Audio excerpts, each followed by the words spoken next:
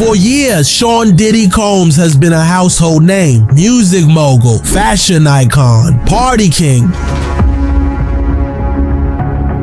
But beneath the glitz and glamour lies a disturbing pattern of behavior that Hollywood seems to have known about long before the public ever did. In fact, TV shows and movies have been hinting at Diddy's dark side for decades, using satire, comedy, and coded dialogue to expose the truth in plain sight. And now, as the walls close in on Diddy amid serious legal accusations and federal investigations, it's time to look back at all the times Hollywood tried to warn us. Hey, put this on when you talking to me, nigga. Can't concentrate with all that going on you. Oh shit, I'm sorry. I put that on for you. Better? Yeah, that's better. After what we did last night, I got you. Don't worry. I promise you, your career gonna be huge, man. But one thing before I do that, though. There's this one rapper. I've been wanting to party with him for a while, but he keep avoiding me, man. Bring him to me. Oh, of course, Diddy, I got you. Anything for you. Let's start with something seemingly innocent, a children's show. Nickelodeon, known for its quirky comedy and kid-friendly sketches. And he's still sound asleep. What are we gonna do? I don't know. Once featured a joke so twisted in hindsight, it's hard to believe it ever aired. The episode included a sketch where a character was asleep, and another wondered aloud, what would P. Diddy do?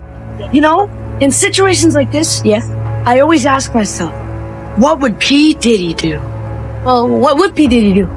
No, I don't know. Hey, let's ask him. The suggestion? Use a toy helicopter and later Jello. P. Diddy? What's up? We can't wake up Shane. You try symbols? Yep. What about sour milk? Didn't work.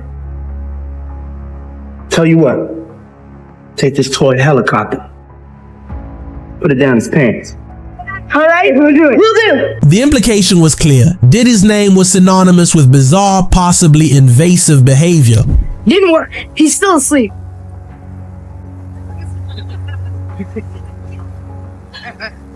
Try this. Yellow, by all means.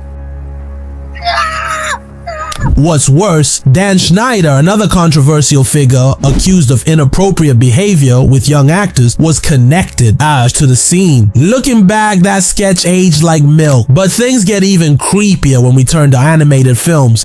I loved you, man. Diddy, you nasty. Specifically, the 2005 hit Madagascar. At first glance, it's just a fun movie about zoo animals on an island adventure, but dig a little deeper and you'll find some startling parallels. Woman, physically fit, physically fit, physically fit. Chris Rock voiced the zebra character, and at the time, he had reportedly been hearing disturbing stories about Diddy. So when his character walks into a wild animal party and says, "This is like a puppy party," this is like a puppy party. It wasn't just a joke. It was a subtle jab at Diddy's now infamous freak-offs, parties where unspeakable things allegedly took place. Even the character of King Julien, obsessed with throwing wild parties, manipulating others, and doing whatever it takes to keep the chaos going, seems eerily similar to Diddy's public and private persona. At one point, King Julien says, "All we have to do is wait until they're deep in their sleep," a chilling echo of accusations.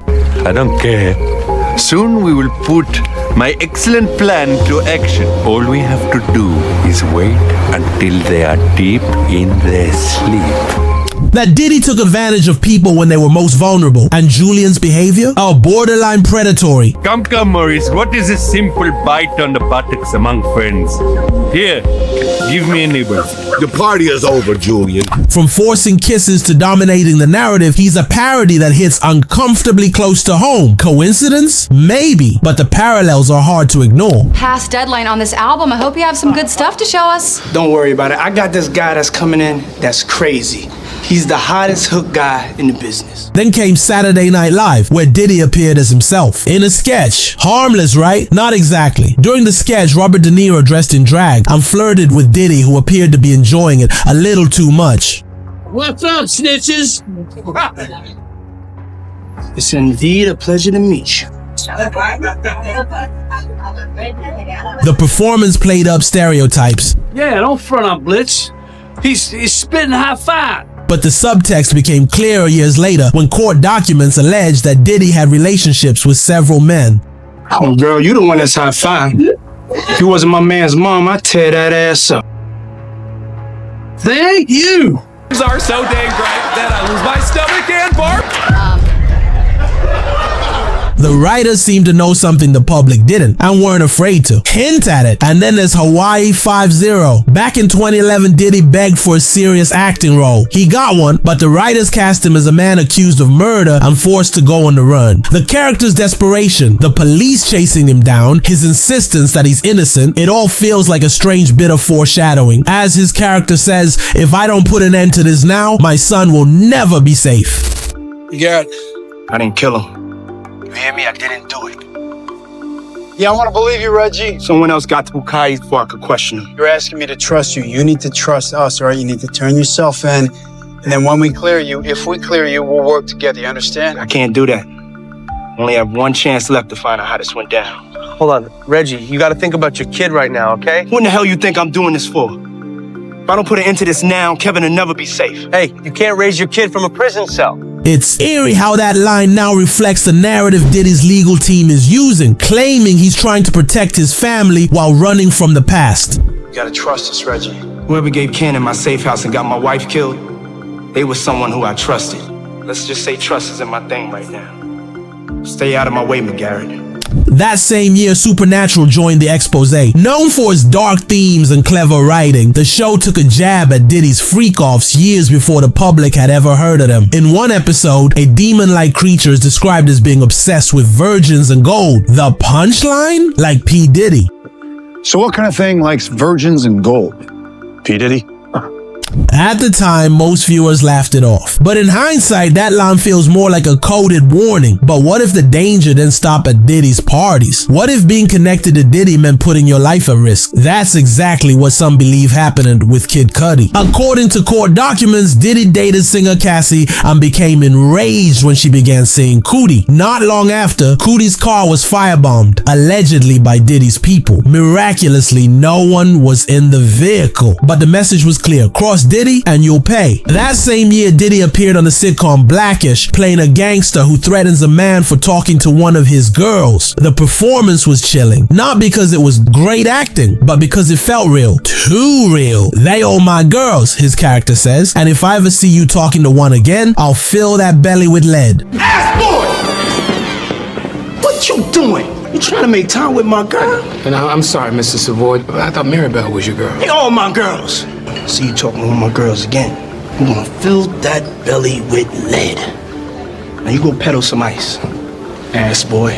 Knowing what we know now, it's hard to believe Diddy was playing a character at all. Even The Simpsons got in on the truth-telling. In 2017, the iconic show aired an episode about a lavish all-white party on a private island, eerily similar to Diddy's own real-life events. Oh, it's a white party, just the kind I used to throw, although we interpreted the theme a bit differently in those days. Whoever is throwing this magnificent to-do knows how to enjoy their wealth.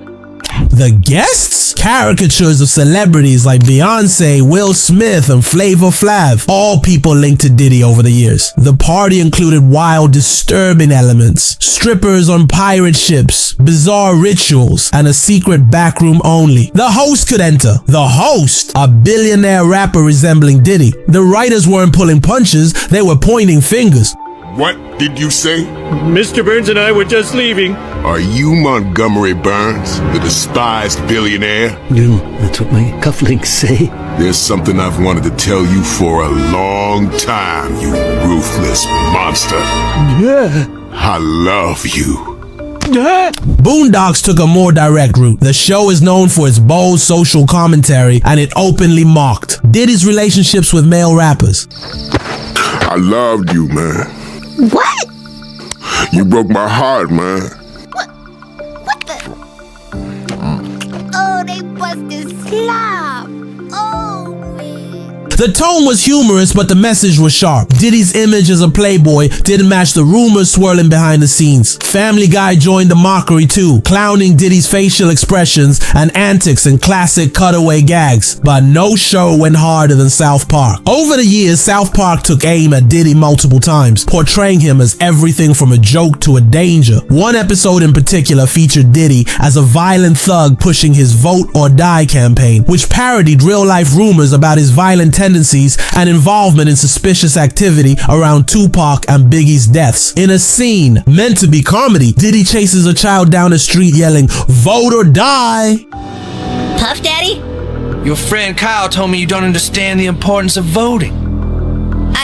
Apparently you haven't heard of my Vote or Die campaign. Vote or die? What the hell does that even mean? What you think it means.